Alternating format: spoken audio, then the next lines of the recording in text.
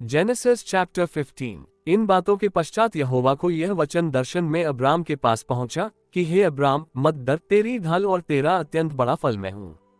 Abram ने कहा, हे प्रभु यहोवा, मैं तो निर्वंश हूं और मेरे घर का वारिस ये दमिश्की एलिएजेर होगा, सो तू मुझे क्या देगा? और अब्राम ने कहा, मुझे तो तूने वंश नहीं दिया, और क्या देखता हूँ कि मेरे घर में उत्पन्न हुआ एक जन मेरा वारिस होगा। तब यहोवा का ये वचन उसके पास पहुंचा कि यह तेरा वारिस न होगा, तेरा जो निज पुत्र होगा वही तेरा वारिस होगा।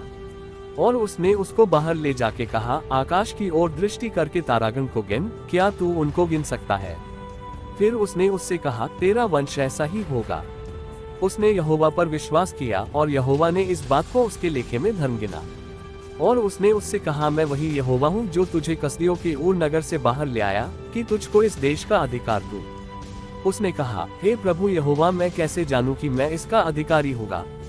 यहोवा ने उससे कहा, मेरे लिए 3 वर्ष की एक कलो और 3 वर्ष की एक बकरी और 3 वर्ष का एक मेंढा और एक पिंडुक और कबूतर का एक बच्चा ले।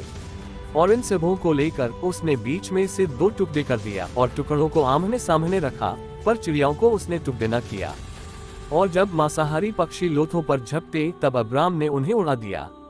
जब सूर्य अस्त होने लगा तब अब्राम को भारी नींद आई, और देखो, अत्यंत भय और अंधकार ने उसे छा लिया। तब यहोवा ने अब्राम से कहा, ये निश्चय जान कि तेरे वंश पराए देश में परदेशी होकर रहेंगे और उसके देश के लोगों के दास हो जाएंगे, और वे उनको 400 वर्ष दुख देंगे। फिर जिस देश के वे दास होंगे उसको मैं दंड दूंगा, और उसके पश्चात वे बड़ा धन वहां से लेकर निकल आएंगे। तू तो अपने पितरों में कुशल के साथ मिल जाएगा, तुझे पूरे बुढ़ापे में मिट्टी दी जाएगी। पर वे 4थी पीढ़ी में यहाँ फिर आएंगे, क्योंकि अब तक एमोरियों का अधर्म पूरा नहीं हुआ।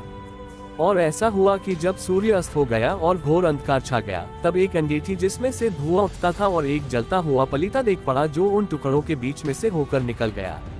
उसी दिन यहोवा ने अब्राम के साथ यह वाचा बांधी कि मी के महान से लेकर परात नाम बड़े नद तक जितना देश है, अर्थात कैनियो, कनिज्जियो, कदमोनियो, हित्तियो, परिज्जियो, रपायो, एमोरियो, कनानियों, गिर्गाशियों और यबूसियों का देश मैंने तेरे वंश को दिया है।